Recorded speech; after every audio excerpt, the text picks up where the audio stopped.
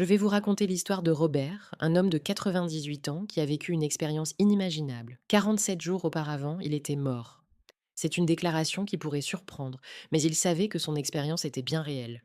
Assis dans son petit chez-soi à Springfield, Missouri, avec l'aide de son arrière-petite-fille Emily pour enregistrer ses paroles, il partageait une histoire qui a radicalement changé sa façon de voir la vie et l'au-delà. Ses mains tremblaient légèrement, un effet secondaire de son retour parmi les vivants, et cela ne dérangeait pas Robert. Ce qu'il avait à dire était bien plus grand que cela. Il avait vécu une vie qu'il croyait chrétienne, mais qui, rétrospectivement, lui avait semblé plus comme un automatisme qu'une véritable foi. Il se souvint de son enfance dans une petite ville d'Alabama, au cours de la Grande Dépression, où sa mère, une femme pieuse, l'emmenait à l'église chaque dimanche. Prendre part au rituel était devenu une routine pour lui, un confort qu'il pensait suffisant pour dire qu'il était croyant. Il avait épousé Dorothy dans une église baptiste, et ensemble, ils avaient élevé 4 enfants. Pendant plus de 15 ans, il avait été diacre, un modèle de chrétien aux yeux de la société. Cependant, une vérité troublante le hantait. Il passait par l'émotion, sa foi était devenue tiède. La mort de Dorothy, à cause d'un cancer du pancréas, avait laissé un vide immense en lui. Bien qu'il ait été à ses côtés dans ses derniers instants, il s'était senti extérieurement inexpressif, récitant des prières sans y ressentir une réelle connexion. Les années qui avaient suivi sa perte avaient été floues, remplies de solitude et d'ennui. Les visites de ses enfants devenaient rares, ses petits-enfants ne prenaient de contact que lors des fêtes. Il était devenu un homme très seul, attendant la mort avec une impatience enfantine, bien qu'il ne sache ce qu'il attendait réellement. Le 19 décembre 2025, tout avait changé. Cette soirée d'hiver avait commencé comme les autres, l'air froid s'engouffrant par les fenêtres de sa maison. Il avait préparé une soupe simple en conserve, ressentant comme à son habitude des douleurs causées par l'arthrite. Alors qu'il s'installait dans son fauteuil pour regarder les nouvelles, une sensation étrange avait commencé à l'assaillir, un poids lourd sur sa poitrine. Il se convainquit que ce n'était qu'une indigestion, mais la douleur frappa d'une manière si intense qu'il sut qu'il était en train de mourir. Le silence suivit et il se trouva debout, non pas dans son salon, mais dans un espace illimité de lumière. Il n'éprouvait aucune douleur, son corps semblait avoir retrouvé la vitalité de sa jeunesse, mais il était difficile de distinguer les lieux ou les limites.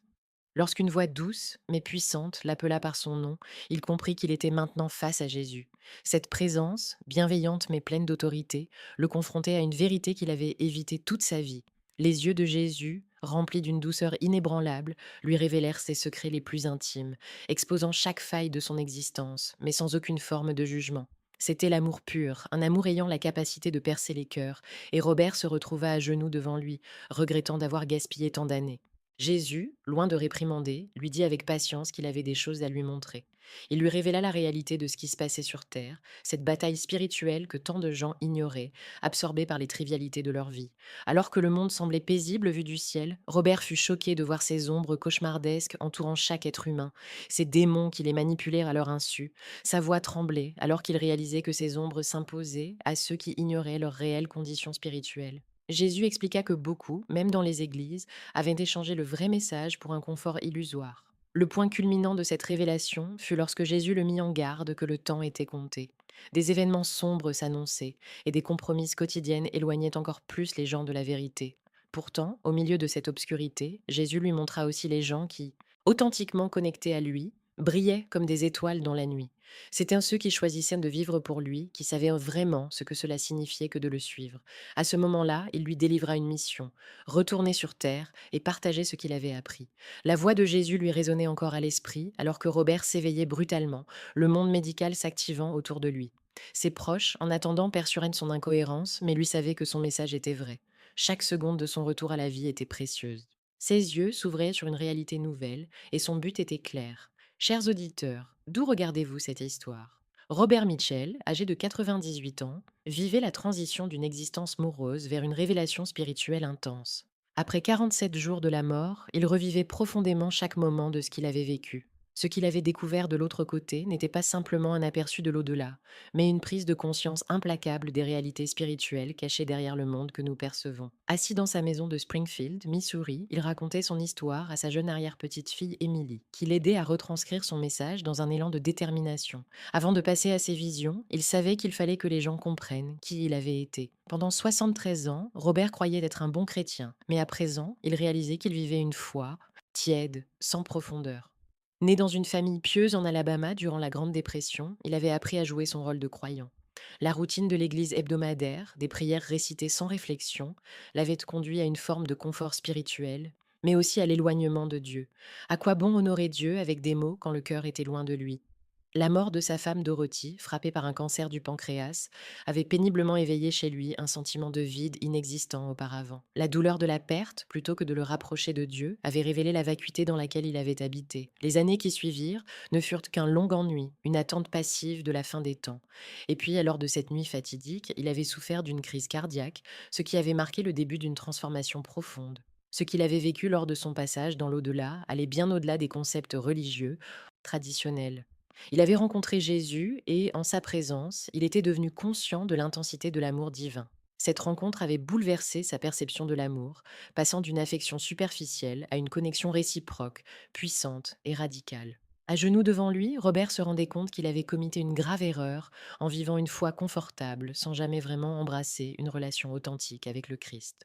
La voix de Jésus lui avait révélé qu'il y avait des vérités essentielles à comprendre dans la période actuelle de l'humanité. Robert avait été propulsé dans une vision expansive du monde. Des millions d'êtres humains évoluaient dans une ignorance totale, endormis face à une lutte spirituelle qui se déroulait à leurs pieds. Jésus lui avait montré des ombres, symboles des forces ténébreuses qui s'accrochaient aux âmes, les manipulant par projet. Ces ombres n'étaient pas juste des figments d'imagination. Elles représentaient des démons, des entités qui se nourrissaient des péchés et des rébellions des gens. Les révélations que Jésus lui dévoilait étaient tout aussi troublantes que révélatrices.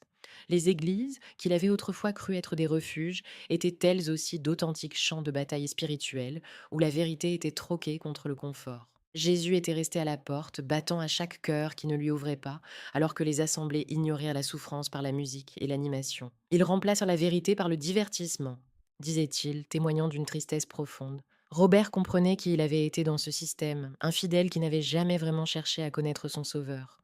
Jésus l'avait fait prendre conscience d'une réalité alarmante.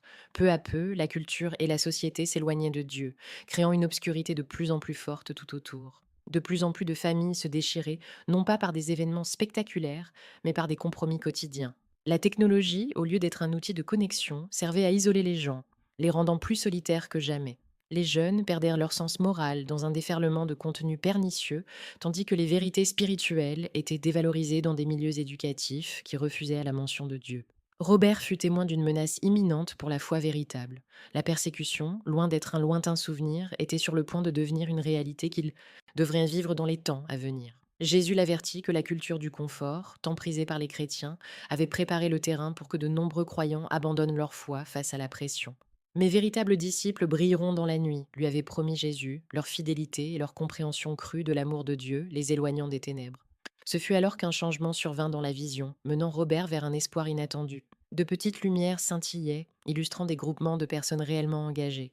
Ces âmes, connectées à Dieu à travers une prière authentique et une soif de vérité, incarnaient une foi vivante. Jésus prédisa qu'en ces temps d'obscurité croissante, un véritable renouveau spirituel surgirait, une église de résidus, des croyants qui connaissaient Dieu intimement, exerçant un pouvoir d'amour et de vérité autour d'eux. Au moment où Robert revenait à lui, le message de Jésus résonnait encore dans son esprit, son ultime mission, rappeler à chacun de se réveiller avant qu'il ne soit trop tard. Chaque instant était précieux, et sa détermination à partager ses vérités était inébranlable. Alors qu'il se remettait, il savait que son existence actuelle devait montrer le chemin envers une vraie relation avec Christ. Ses yeux avaient été ouverts, sa voix devait désormais témoigner, car le temps était désormais bien compté. Robert Mitchell, âgé de 98 ans, avait vécu un retour extraordinaire. Après avoir été cliniquement mort pendant 47 minutes, il était revenu à la vie avec un message puissant et urgent. Ce vécu allait bien au-delà de son expérience personnelle, car il touchait à la condition humaine et à la vérité spirituelle que beaucoup d'entre nous ignorent. Alors qu'il partageait son histoire avec sa petite fille Emily dans leur maison de Springfield, Missouri, son cœur était plein d'une nouvelle urgence, conscient que le temps était précieux. Robert comprenait désormais que sa vie d'avant était marquée par une routine spirituelle vide. Lorsqu'il avait rencontré Jésus, un amour pur et dévorant l'avait enveloppé. Cet amour transcendant l'avait libéré du poids de sa vie d'avant d'inauthenticité, lui révélant que beaucoup d'autres vivaient dans la même illusion. Le monde était plongé dans une confusion spirituelle, et Robert avait reçu la mission de réveiller les autres. Il savait que la majorité des gens étaient endormis, préoccupés par des choses éphémères, sans réaliser qu'ils étaient piégés dans le réseau de l'obscurité. Il avait vu les ombres qui entouraient chaque individu, les démons qui manipulèrent les pensées et les sentiments des gens sans qu'ils en soient conscients. Pour lui, cette prise de conscience était à la fois terrifiante et libératrice. Jésus lui avait expliqué que le temps était compté et que la véritable foi n'était pas une routine, mais un engagement authentique envers lui. De nombreuses églises, nommées chrétiennes, étaient devenues des lieux de divertissement où la vérité avait été échangée contre la commodité. Malgré cela, des poches de lumière, de véritables communautés de croyants sincères, brillaient dans l'obscurité, témoignant de l'amour et de la puissance de Dieu. Robert savait que son expérience n'était pas simplement une histoire personnelle, mais un appel à la foi pour tous. Il réalisait que beaucoup de ses contemporains auraient besoin d'entendre son témoignage. Jésus l'avait chargé de partager le message d'un besoin de véritable repentance et de soumission à son autorité. Ce qui sauve, c'est une totale soumission à moi en tant que Seigneur, pas seulement comme Sauveur. Cette vérité brûlait dans son âme, prête à être diffusée. En revenant dans son corps, il était devenu un messager, prêt à avertir son entourage, qu'il était crucial d'ouvrir les yeux sur les réalités spirituelles et de ne pas se laisser piéger par l'inertie spirituelle. Il ne s'agissait pas uniquement d'aller à l'église le dimanche ou d'être un bon chrétien, il s'agissait d'une vie transformée, d'une relation authentique avec Jésus. Robert encourageait ceux qui l'écoutaient à ne pas attendre, à ne pas remettre à demain ce qui pouvait changer leur vie aujourd'hui. Alors qu'il parlait à Émilie, il lui demanda de l'aider à répandre ce message autour d'eux. Elle avait sa propre vigueur et sa foi, et ensemble, ils se fixèrent comme mission de toucher le cœur de générations entières qui seraient susceptibles d'écouter. Robert comprenait que son rôle était de partager sa vérité avec passion, non pas comme une simple histoire, mais comme une déclaration vivante de l'amour de Dieu. Il savait que la fin du monde approchait, mais que la beauté du salut était toujours là, accessible à tous via un cœur ouvert. Il adressa ensuite à ses auditeurs un appel direct. Si vous êtes là et que vous entendez ces mots, n'attendez pas. Cette vie est précieuse. Ne laissez pas un autre jour passer sans remettre votre vie en ordre avec Dieu. Robert voulait que les gens comprennent qu'il ne s'agissait pas simplement d'une prise de conscience, mais d'une